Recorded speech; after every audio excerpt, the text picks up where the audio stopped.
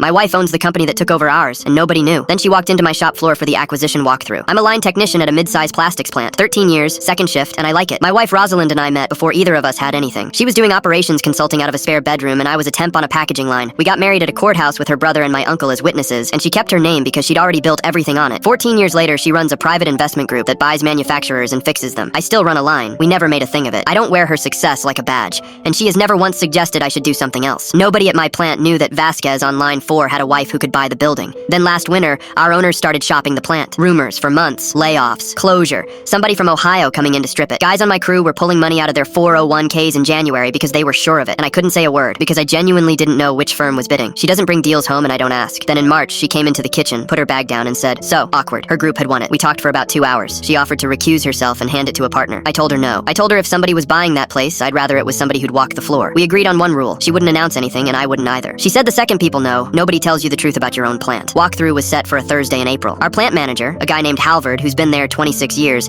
and treats a scuffed floor stripe like a personal wound, had us cleaning for 11 days. He walked our line that morning at 5:30. You understand who's coming. This is the buyer, not a rep, the person. If one of you costs me this plant, I will personally make sure you feel it. He stopped at my station. Vasquez, your changeover documentation current, boss. We'll see. At 9, the doors opened, and in came 4 people in company jackets, and one woman in front of them who was very obviously the one they were following. It was Rosalind, hair up, that flat professional face she does. She looked down our aisle, saw me, and did not blink. Not one flicker. I nearly dropped a caliper. Halvard practically bent in half. "Ma'am, welcome. We're glad to have you. We'll see," she said. She went down that line like she'd worked it. She pulled a maintenance log and read 4 pages standing up. She asked a 23-year-old operator to explain a scrap rate, and then asked a follow-up he actually had to think about. She got to me. Technician. Name? Vasquez, ma'am. Show me your changeover sheet. I handed it over. She read it for what felt like a very long time. Those sheets are filled out the way she taught me to organize anything years ago, at our kitchen table, because I used to write in the margins like a lunatic. "Adequate," she said, and moved on. Halvard looked like he might cry from relief. Then she got to the last cell on the floor, and it was rough. Machine guards zip-tied on instead of bolted, a drip pan under a leak that had obviously been there for months, a lockout box with 2 locks on it and no tags on either one. She stood in that doorway a full 5 seconds. "Mr. Halvard, come here." He marched over. "You knew I was coming." "Yes, ma'am. Extensively. And this is what extensively gets me." She pointed at the drip pan. "How long?" He started to say something about parts availability. She took her jacket off and handed it to the man behind her. "Get me a wrench and 2 tags." And the woman who bought the plant knelt down on that floor and tagged out the machine herself, correctly, in front of 40 people,